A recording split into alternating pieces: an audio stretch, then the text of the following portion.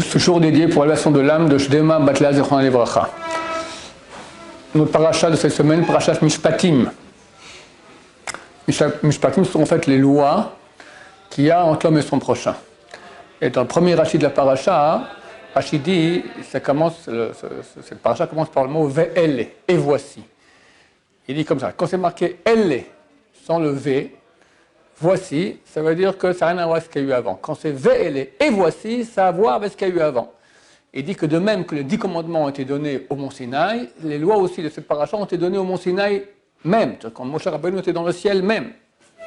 Et ce sont essentiellement les lois qu'il y a entre l'homme et son prochain, de dommages, intérêts, vols, tout ce type de choses qui sont en fait la partie essentielle du Shulchan Aruch. Les gens croient que dans la religion, il y a des lois sur la cacheroute, des lois sur le Shabbat, mais pas si j'ai un différend avec mon prochain juif, ça ne se concerne pas les rabbins. Et c'est tout à fait faux, parce qu'il est absolument interdit, c'est extrêmement grave d'après la Torah, de se faire juger d'un tribunal qui n'est pas un tribunal rabbinique, parce que la loi ne sera pas comme la loi juive, et le juge non juif ou le juif israélien non religieux va dire toi tu es coupable, toi tu es innocent. D'après la Torah, c'est exactement le contraire. Et donc c'est du vol. C'est extrêmement grave. Donc il est absolument interdit de se faire juger à un tribunal qui n'est pas un tribunal rabbinique, à moins que le tribunal rabbinique ait donné l'autorisation. Moi, je veux maintenant intenter un procès à mon ami juif, lui, il n'a rien à faire des rabbins, ça ne marchera pas. Alors je vais voir le tribunal rabbinique, qui me donne l'autorisation de lui faire un tribunal au prud'homme, au tribunal laïque en Israël, etc. Quoi qu'il en soit, cette paracha est extrêmement importante. C'est une des parachas où il y a le plus de lois de toute la Torah qui sont importantes, presque comme les 10 commandements, vu qu'elles ont été données en même temps que les 10 commandements. Et là, je me permets de parler de cette chose qui est tellement importante, qui est le vol. Parce que beaucoup de gens font attention à manger cachère, beaucoup de gens font attention à faire un Shabbat comme il faut, mais dès qu'on arrive au vol, c'est des gens orthodoxes des fois, que c'est des voleurs à main armée, d'accord, enfin peut-être pas à main armée, mais à main armée, ils n'ont pas le cote dans leurs mains, mais ils ont le téléphone dans la main, d'accord, et ils racontent des histoires, et ils volent, et ils appellent ça la vente. Ils appellent ça la vente. J'ai eu des élèves qui étaient dans la vente, et quand je leur dis à quel point il faut être honnête, ils disent mais c'est fini, on ne peut plus rien faire. Quand on dit vente aujourd'hui, ça veut dire être malhonnête. Avant tout, je précise bien, avant tout, Dieu demande aux Juifs d'être honnêtes. À Yom Kippour, le jour le plus saint, il y a la prière la plus sainte de toute l'année, c'est la Neila. La 5e prière de Yom Kippour. Chaque année, on a 3 prières par jour. Le jour de fête Shabbat, 4 prières. Yom Kippour, il y en a 5. La 5e, la Neila. Après qu'on finit la Neila, on lit des textes.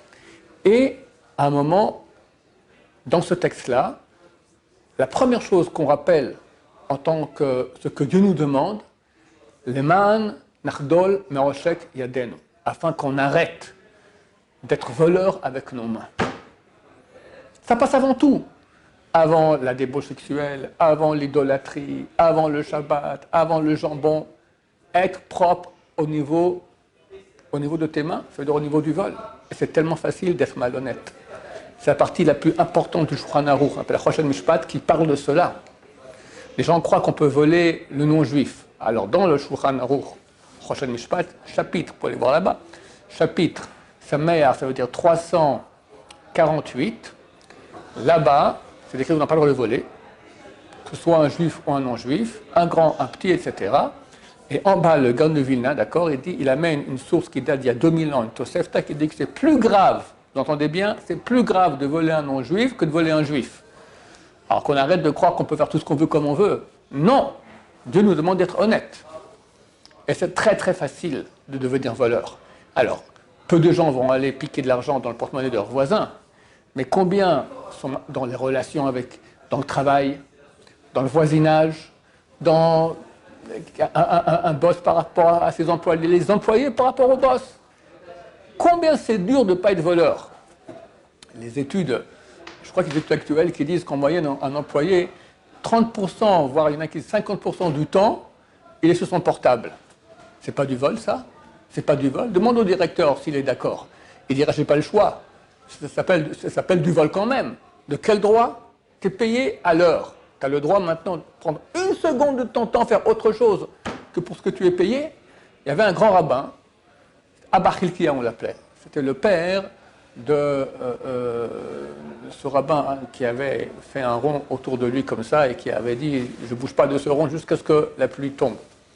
Roni Améagel, on l'appelait, d'accord? Un grand sadique. Son père était un grand sadique aussi, il s'appelle Rabbi Chilkiya. Et un jour, il manquait de pluie, les sages d'Israël sont venus le voir pour qu'il prie, qu'il intercède, qu'il y ait de la pluie qui tombe. Il était dans les champs. Ils sont venus, ils lui ont dit bonjour, il n'a même pas répondu. Et après, on raconte beaucoup de choses. Après, il part, d'accord, il finit son travail. Alors, il pose la bêche sur son épaule et il pose un habit sur l'autre épaule. Alors, à la fin, quand ils arrivent chez lui, il pose la question, qu'est-ce que c'est? D'abord, je ne peux pas vous répondre, vous dire bonjour, parce que j'étais dans les heures de travail. Et si je dis shalom, d'accord, ça me fait travailler un peu moins, et c'est du vol. Ensuite, l'habit que j'avais, c'était un habit qui était emprunté. Je ne peux pas mettre la bêche dessus, je vais le gâter. J'ai attention, surtout, à les questions financières, ne pas voler son prochain. Combien on doit se renforcer là-dedans? Je vais vous expliquer pourquoi c'est tellement important. La Gemara dit que si on a une caisse pleine de péchés, quel péché crie le plus fort que tous? Le vol. De plus, on voit qu'à l'époque du déluge, l'humanité était terrible, presque pire qu'aujourd'hui. Moi, je crois qu'aujourd'hui, c'est pire, avec Internet, la pornographie, je crois que c'est pire que l'époque du déluge. Mais on a le peuple juif qui contrebalance un peu. Mais c'était presque aussi pire qu'aujourd'hui. Il y avait la débauche, il y avait tout ce qu'on veut. Mais c'est écrit à cause de quoi la sentence de l'humanité à l'époque du déluge a été signée, effacée du monde. Tous noyés. À cause du vol. À cause du vol. Et quel vol? La Gemara le raconte. C'est pas que les gens volaient comme ça aussi. Mais quelqu'un, il vendait des noix. Et quelqu'un venait, il goûtait, tiens, je veux juste goûter, voir si c'est bon. Ah non, je veux pas. Il a mangé une noix. Mais comme ça, il y avait 2000 personnes qui passaient. Le type n'avait plus aucune noix. Il n'a pas vendu ses noix. Il avait 2000 noix et il a tout perdu. D'accord? Les gens venaient comme ça. C'est du vol, mais pas du vol. Comme on fait aujourd'hui, on croit qu'au téléphone, on ne dit pas toute la vérité, c'est pas du vol. Tu vends un article, tu ne dis pas maintenant les problèmes qu'il y a dans l'article, c'est pas du vol. Tu modifies, c'est du mensonge et du vol. Et Gnevadat aussi, il y a plusieurs interdits, Oshek, Gnevadat, vol, etc., etc. Terrible! Pour un peu d'argent. L'argent vient de Dieu. Tu crois qu'en volant, ça ira mieux? Les factures qu'il y a pour le vol, chers amis, j'ose pas vous en parler, mais j'en parle quand même. Un peu. Pourquoi c'est tellement grave le vol? Parce que tout ce que Dieu nous donne, ce sont nos outils pour faire notre tikkun sur terre, pour faire notre job, un job spirituel. Ça veut dire que dans moi-même, il y a une âme, cette âme doit se réaliser, mais non seulement dans moi-même, aussi dans tous mes biens. J'ai un stylo, ce stylo, il a une partie d'âme de moi. J'ai une chaise, j'ai une voiture, tout qui m'appartient. Il y a des parties d'âme de moi-même qui sont là-dedans. Et je dois, dans ma vie, faire la réparation, la réalisation de ces parties d'âme grâce à ces outils-là. Il est écrit que celui qui vole son prochain, c'est comme s'il a volé son âme. Comment on apprend cela? Parce que le mot argent en hébreu se dit soit kesef, soit mammon, soit damim. Damim, c'est du sang. Et la Torah a dit qu'il y a dam ou nefesh. Le sang, c'est l'âme. On sait que l'âme de la personne se trouve, il y a beaucoup d'âmes, mais la partie la plus basse de l'âme se trouve dans 86 millilitres, 81 millilitres de notre sang, la partie la plus fine du sang. Idem, l'animal, on doit l'égorger pour en faire sortir le sang, pour pas qu'on mange l'âme de l'animal. D'accord? Donc, le corps est appelé, l'argent est appelé sang, et le sang, c'est l'âme. Ça veut dire donc que si A est égal à B, B est égal à C, alors A est égal à C, alors l'argent, c'est de l'âme. Alors quand, les sages d'Israël ont dit, celui qui vole une prota, c'est combien une prota? Ça vaut 2-3 centimes d'euros. À son prochain, c'est comme s'il a volé son âme. Alors, Rouven, il a, c'est bien, vient Shimon, lui pique son stylo. Quand Shimon pique le stylo de Rouven, il prend aussi une partie de l'âme de Rouven qu'il y a dans le stylo. Alors, cette partie d'âme, qu'est-ce qu'elle va faire? Shimon, le voleur, ne peut pas faire le tikkun, la réalisation de la partie d'âme Shimon, le voleur, ne peut pas faire la réalisation de la partie d'âme de Rouven qui a dans le stylo. Rouven ne peut pas la faire non plus parce que le stylo n'est plus en sa possession, il est chez Shimon. Alors reste une partie d'âme maintenant qui n'est pas réparée. Qu'est-ce qu'il faut faire? Il faut revenir en Gilgoul, être réincarné. De nouveau, commencer la vie depuis le début. Allez, vas-y, la naissance, tu te mets à pleurer déjà. après les mots dedans, après rentrer à la maternité, après à l'école, etc., le bac, tout ça pour un stylo. Pour un stylo, c'est pas dommage, parce que cette âme-là, Rouven, le voleur Shimon, doit revenir en Gilgoul, rendre à Rouven. S'il a rendu sa première vie, très bien. S'il n'a pas rendu, il faut revenir. Les deux doivent revenir. S'ils ont des mérites particuliers, le volé ou le voleur, alors ils ne viendront pas, mais sur leur descendance, qui fera que l'un va rendre à l'autre. Des fois, quelqu'un, il a un tribunal rabbinique avec quelqu'un, et on lui dit, bon, bah, il faut payer 10 000 euros. Il dit, mais c'est injuste, c'est injuste, c'est injuste, c'est injuste. C'est vrai que c'est injuste. Mais en fait, si le tribunal rabbinique a tranché ainsi, c'est d'après la Torah, et Dieu a fait exprès que ce soit cette situation-là, parce qu'ils viennent réparer les 10 000 euros qu'ils devaient de la réincarnation passée. Revenir en Gilgoul, c'est la pire des choses. Pour 1 centime, pour 2-3 centimes d'euros, pour un stylo, c'est pas dommage, c'est terrible.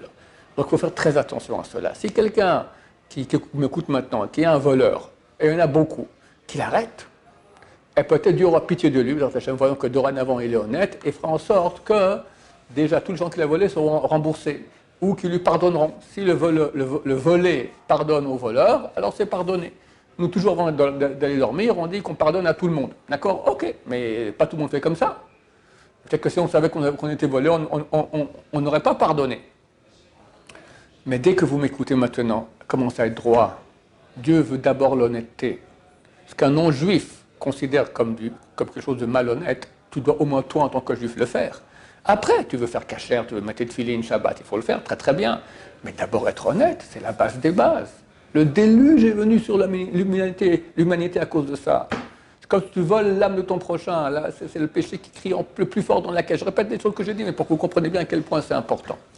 Voilà, alors il faut aussi beaucoup étudier les lois, parce qu'on croit d'habitude qu'on a raison. Quand c'est cache-route, on appelle le rabbin. Mais quand j'ai un différend avec mon prochain au niveau du vol, c'est certain que j'ai raison et que lui il a tort, d'accord? C'est là qu'il y a l'erreur. Et les deux croient qu'ils ont raison. Et s'ils vont après au tribunal, c'est les juges qui sont tordus, d'accord? Pauvre type! Pauvre type! C'est toujours toi qui as raison. Va étudier la loi, tu verras que c'est toi qui as tort. Tu es un voleur, tu as parlé à la Shonara, tu as ouvert tellement d'interdictions de la Torah, au chèque, etc., etc. Parce que tu crois que tu as raison, parce que ça touche l'argent. Voilà, que Dieu nous aide à être des gens honnêtes, c'est ce que nous demande d'abord, en première chose, Parashat Mishpatim, au Mont Sinaï, et ainsi, vers Hashem, il y aura pitié de nous, amènera la Géoula, vers Rachamim, Amen, va Amen.